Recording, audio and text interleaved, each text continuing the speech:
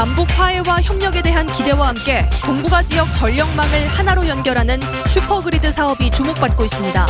사업의 비전과 성공 조건을 집중 보도합니다. 5.18 시민군 윤상원 열사와 노동운동의 새벽을 연 전태일 열사의 일기를 통해 시공을 넘어 연결돼 있는 두 청년의 정신과 삶을 조명합니다. 불기 2562년 부처님 오신 날을 맞아 광주와 전남의 사찰에서도 일제히 봉축 법요식이 열렸습니다. 천년 고찰인 해남 대흥사가 유네스코 세계문화유산 등재를 눈앞에 두고 있습니다. 여러분 안녕하십니까? 남북관계에 평양발 냉기류가 흐르고 있지만 내일 새벽에 한미 정상회담이 열리고 다음 달엔 북미 정상회담이 진행됩니다. 잘만 되면 남북은 물론 북방 경제 협력도 탄력을 받게 되겠죠. 이로 인해 동북아 지역 전력망을 하나로 연결하는 슈퍼그리드 사업에 대한 관심도 높아지고 있습니다. 이계상 기자가 동북아 슈퍼그리드 사업 내용을 자세히 전합니다.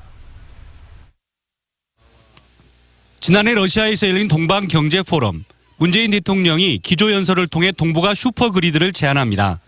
동북아 경제 공동체와 다자안보 체제까지 전망하는 큰 비전을 가지고 동북아 슈퍼그리드 구축을 위한 협의를 시작할 것을 동북아의 모든 지도자들에게 제안하고 싶습니다. 동북아 슈퍼그리드는 한국을 포함해 몽골과 중국, 러시아와 일본의 국가 간 전력망을 서로 연결하는 사업입니다. 몽골에는 한중일 세 나라가 충분히 쓸 수 있는 만큼 신재생 에너지 잠재량이 무궁무진하고 러시아에도 수력과 천연가스 등 청정 에너지가 풍부합니다. 이들 나라와 전력망을 연결하면 원자력 비중을 줄이고 친환경 에너지 기반을 구축할 수 있습니다. 1991년에 미국과 캐나다를 시작으로 유럽과 북아프리카, 동남아 등에서도 국경을 넘는 전력망이 추진되고 있습니다. 최근 열린 한중일 정상회담에서도 슈퍼그리드가 언급될 만큼 동북아 경제 공동체 번영에 대한 정부의 의지는 강합니다. 먼저 중국, 몽골과 러시아 사이에 슈퍼그리드를 추진하고 이후에 일본을 참여시키는 방안으로 추진될 수 있을 거라고 보여집니다. 또 북한이 만약에 또 참여하게 된다면 더욱더 탄력을 받을 수 있을 걸로 생각합니다. 이를 위해 정부는 현재 중국, 몽골과 TF팀을 만들어서 논의를 구체화하고 있습니다. 한전 역시 국가 간 전력망 연결이 기술적으로 문제가 없고 경제성도 있다고 결론을 내렸습니다. 우선 국내 전력 수급량의 5% 미만인 2 내지 3기가와트 규모의 전력을 국가 간에 거래하는 방안을 검토하고 있습니다.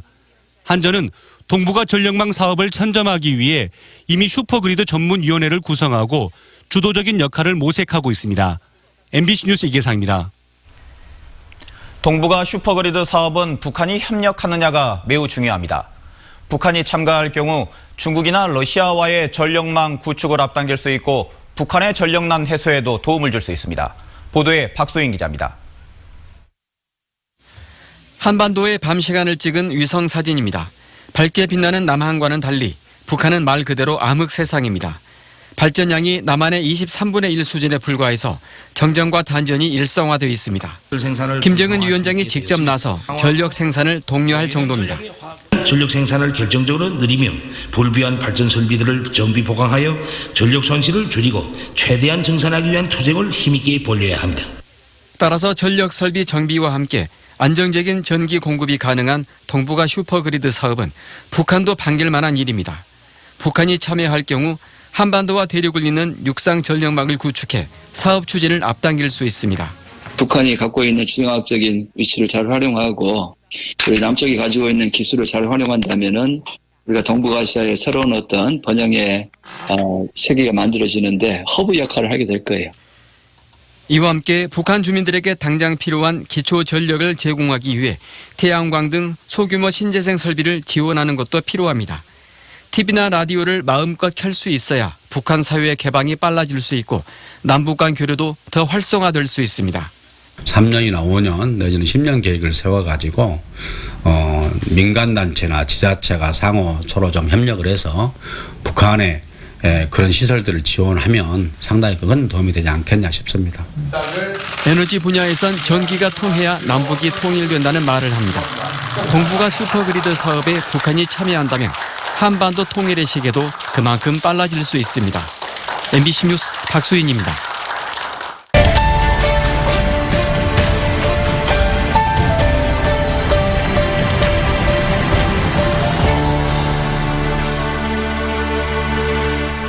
5.18 당시 시민군 대변인으로 활동했던 윤상원 열사와 70년대 노동운동의 기폭제가 됐던 전태일 열사. 한국 민주주의의 상징인 두 열사는 직접 만난 적이 없으면서도 밀접한 관계를 맺고 있습니다. 광주 MBC가 5.18 특집 다큐를 통해 이를 집중 조명했고 본 방송에 앞서 5차례 연속 보도를 마련했습니다. 오늘은 첫 순서로 윤상원 열사가 어떤 인물인지 김철원 기자가 취재했습니다. 5.18 항쟁 지도부 대변인 윤상원. 임을위한 행진곡의 주인공이기도 한 그는 5.18과 한국 민주주의의 상징입니다. 윤상원 열사는 말씀하셨습니다. 오늘 우리는 패배할 것이다. 그러나 내일의 역사는 우리를 승리자로 만들 것이다 라고 하셨습니다. 국민학교 시절부터 써온 그의 일기를 보면 정의감과 용기가 어디서 왔는지를 엿볼 수 있습니다. 수학에서 비례의 법칙을 배웠다. 어떤 것이 힘을 작용하면 작용한 만큼 동작이 나타난다. 그러나 이 사회는 그런 진리가 용납되지 않는다. 살려고 노력하면 그만큼 잘 살아야 되지 않는가? 먼지 쌓인 일기에서 그런 생각이 들었습니다. 사람의 생명은 꺼져도 그 잉크는 다 말하는 것이 아니구나. 마치 윤상원의 그 얘기들이 마치 어제 얘기처럼. 잘 나가는 은행원 신분을 버리고 낙향해 월급이 절반도 안 되는 공장에 위장 취업을 하고 들불야학 활동에 매진한 윤상원. 자기 이익 챙기느라 눈이 벌게진 사람들의 세상에서 도무지 계산을 할 줄 모르는 사람이었습니다. 나는 설마 상원이가 모든 걸 팽개치고 그런데 나 투신해가지고 그럴 거는 상상도 못했어. 근데 나한테 와서 그러더라고. 그래서 내가 너 정신없는 놈이라고 그랬지. 흥이 나면 즉석해서 판소리와 탈춤을 선보인 끼 많은 광대였습니다. 막 사람들이 막 웅성웅성한 거예요. 그래가지고 내가 어머 저 사람은 이 시간에 뭐 하고 있다냐고. 우리 오빠가 막 사람들을 모아놓고 막 탈춤치고 막 창을 하고 있는 거예요. 우리 오빠가. 항쟁 기간 동안 투사 회부를 내고 시민 벌기 대회를 조직했던 전략가. 계엄군의 막강한 화력에 맞서 싸웠고 80년 5월 27일 전남도청 민원실에서 계엄군 총탄에 맞아 숨질 때까지도 뒤로 물러서지 않았습니다. 우리도 이길 수 없는 줄 안다. 그런데 실질적으로 우리가 총 나보고 다 가면은 우리는 살 수 있을런가 모른다. 그러나 7남매 장남이 숨진 까닭에 윤상원 생가에는 흔하디 흔한 가족 사진 한 장이 없습니다. 그가 떠난 지 38년, 나머지 식구들이 다 모인 자리에서 윤상원의 영정 사진을 두고 처음으로 가족 사진을 찍었습니다. 핫되지 않아. 나라를 위해서 민주주의를 위해서 몸을 바쳤다. MBC 뉴스 김철원입니다.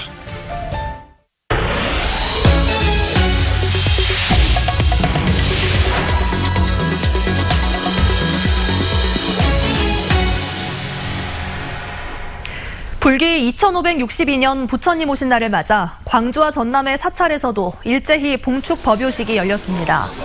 광주 무각사와 목포 보현정사 등 광주와 전남 사찰에서 불교 신자들은 꽃과 과일, 차 등을 부처님 앞에 올리고 아기 부처를 목욕시키며 가정과 사회의 행복을 기원했습니다. 천년 고찰인 해남 대흥사가 유네스코 세계문화유산 등재를 눈앞에 두고 있습니다. 통일신라 시대부터 현재까지 신앙과 수행, 생활의 공간으로 유지되어 온 가치를 인정받았습니다. 양현승 기자가 보도합니다. 통일신라 시대 후기 이전 창건된 것으로 추정되는 해남 두륜산 대흥사. 특히 임진왜란 이후 조선 불교의 중심 사찰이 됐고 지금도 한국 불교의 종가로 꼽힙니다. 호국승 서산대사를 기리는 표충사가 18세기에 건립됐고 여러 개의 참선 공간과 미륵전이 자리하고 있습니다. 또 삼재가 들어오지 못한 곳이다. 화재라든가 또 이렇게 바람에 의해서 또 이렇게 미치지 못하기 때문에 모든 것이 안전한 지대다. 대흥사가 역사 문화적 가치를 인정받아 세계유산 등재를 앞두고 있습니다. 사찰을 중심으로 10헥타르를 유산구역으로 주변 617헥타르는 완충구역으로 설정됐습니다. 오랜 시간을 지내왔지만 숭배의 공간과 명상을 위한 구역 등이 본래 모습과 기능을 잘 유지하고 있어 불교 전통의 독보적인 증거로 인정받았습니다. 또 전통 기법을 활용한 수리와 복구로 사찰의 종교적 건축 요소를 진정성 있게 유지했다고 평가받았습니다. 국제기념물 유적협의회는 현지 조사 등을 거쳐 대흥사를 비롯해 통도사, 부석사, 법주사의 세계유산 목록 등재를 권고했습니다. 한국적 불교식의 영적 수행의 전통이 살아있는 독보적인 증거이다라는 것을 국제기구에서 공인받는 그런 의미가 있겠습니다.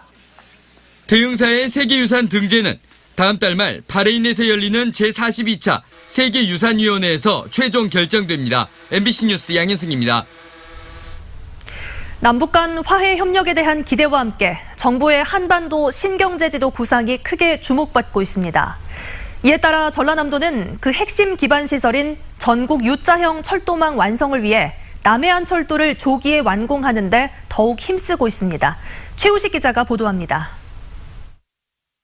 정부의 한반도 신경제지도 구상은 에너지자원 축인 동해안 벨트와 교통 물류 축인 서해안 벨트, 환경 관광 축인 DMZ 벨트 등 A자형 개발 전략입니다. 전라남도는 여기에 남해안을 포함한 U자형 철도망의 필요성을 부각시킨다는 보관입니다.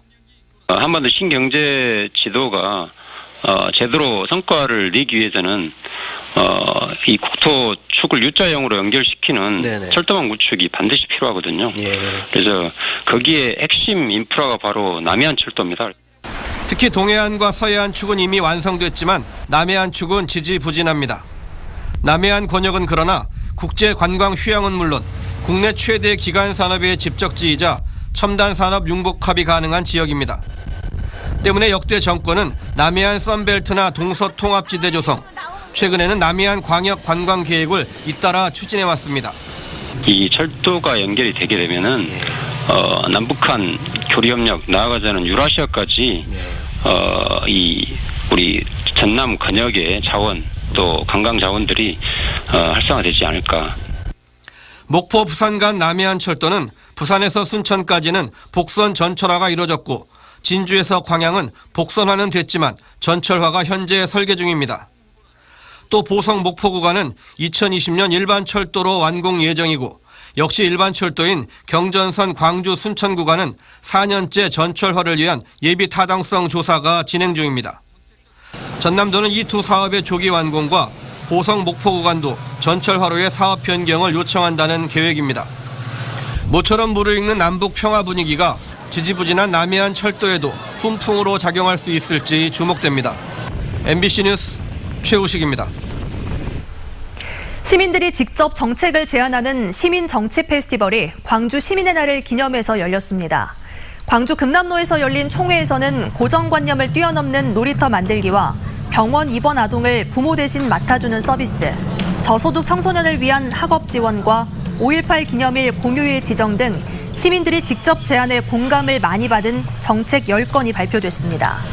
공모를 통해 구성된 청중평가단은 현장에서 찬반 투표에 참여했고 광주시는 제안된 정책들을 면밀히 분석해 행정에 실제로 반영할 방침입니다.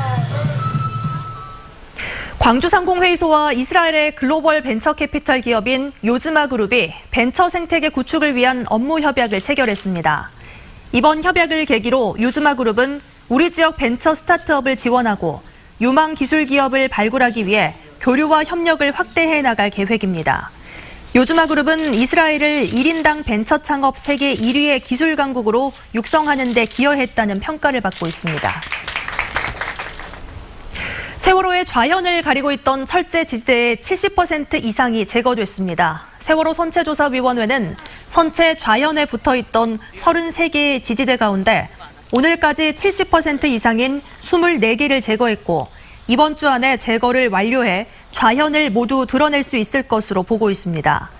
선조위는 오는 24일 안전점검이 끝난 선체 내부를 언론을 통해 국민들에게 상세히 공개하고 미수습자 수색 계획과 정밀조사 상황 등을 설명할 예정입니다.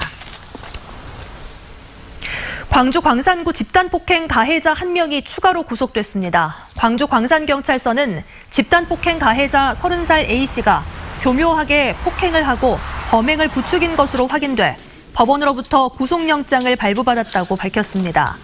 이에 따라 이 사건으로 구속된 피의자는 모두 6명으로 늘었고 A씨와 함께 영장이 신청된 나머지 2명은 가담 정도가 경미해 기각됐습니다. 경찰은 가해자 8명이 지난해 9월 광주의 모 범죄단체에 가입해 활동했다고 밝혔습니다.